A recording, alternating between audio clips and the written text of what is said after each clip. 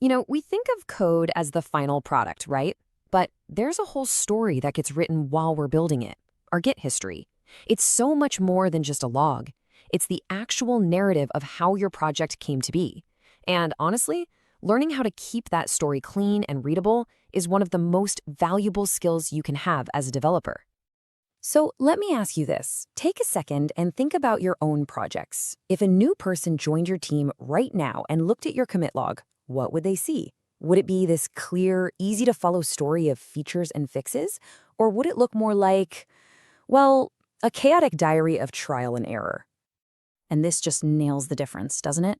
On the left, you've got this total mess. Whip, fix, oops. You can kind of see what the developer was doing, but you have no idea why. Imagine trying to do a code review on that. You're basically reviewing someone's chaotic thought process. But on the right, that's a story. One commit, one feature, that's a review you can do in minutes. This is the kind of history that helps everyone, especially your future self. See, the big problem with a messy history is that it completely buries the actual narrative of your project. It becomes a story of confusion, which makes doing something like tracking down a bug an absolute nightmare. You can't use amazing tools like Git Bisect to find where a problem started if half your commits don't even build. It just hides the why behind the code, leaving you totally in the dark later on. And it often starts with something so innocent, right? Whip, work in progress. Come on, we've all done it. But as a commit message, it tells the reader absolutely nothing. Then you spot a tiny mistake, so you commit a quick fix. And just like that, you've added another piece of noise that clutters up the log. And maybe you committed something you didn't mean to, so you revert it. The plot thickens, but not in a good way. We're just adding more confusion to the pile. And then finally, after a couple of tries, you get it right. Actually fix it. This right here is the raw, unedited first draft of your work, and it really doesn't belong in the final, published version of your code story. So you end up with a log that looks like this. 4 different entries that are all really just part of one single effort. This isn't just messy, it's genuinely unhelpful. Our goal is to take this jumbled mess of notes and rewrite it into one clean, logical chapter that explains exactly what you built. So how in the world do we do that? Well, let me introduce you to the tool that lets us become the editors of our code story, Git's interactive Rebase. Think of it as your own personal, powerful editing suite. At its core, Git Rebase-I, and that I just stands for interactive, is a command that lets you pause and take a look at the commits you just made.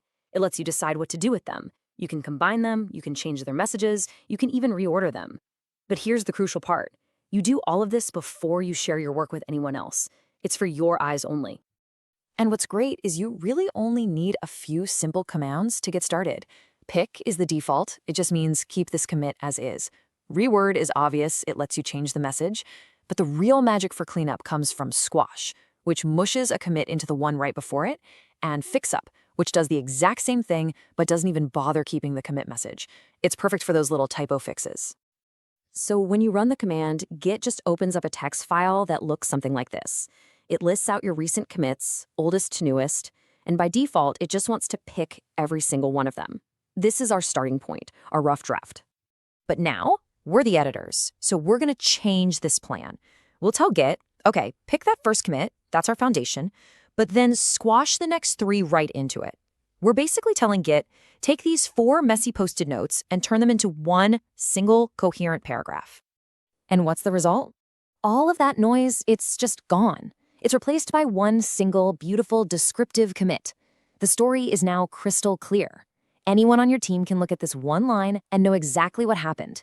This makes debugging easier, code reviews faster, and getting new teammates up to speed a total breeze. Now that is a story worth reading. Okay, so this power to edit your local story is fantastic. It's a game changer. But it comes with a huge responsibility.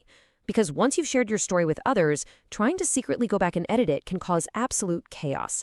And that brings us to the single most important role in all of collaborative Git.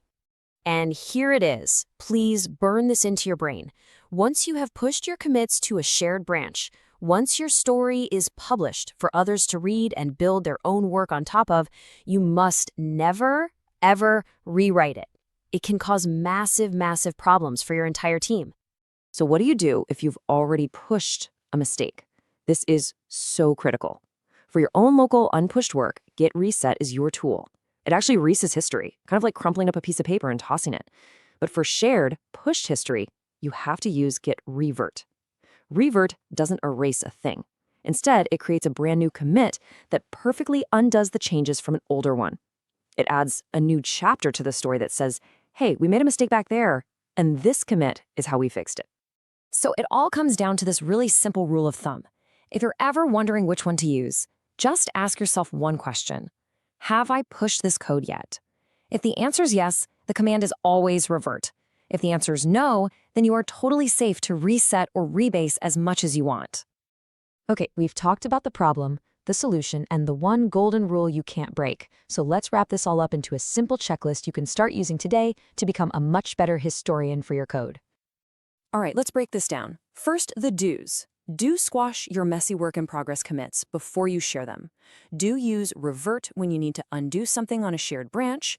And do try to write clear atomic commits. That just means each commit should be one single, complete idea. It makes it way easier to understand and review. Now for the don'ts. Don't ever use reset on pushed history. And this is tied directly to that. Don't ever force push to a shared branch.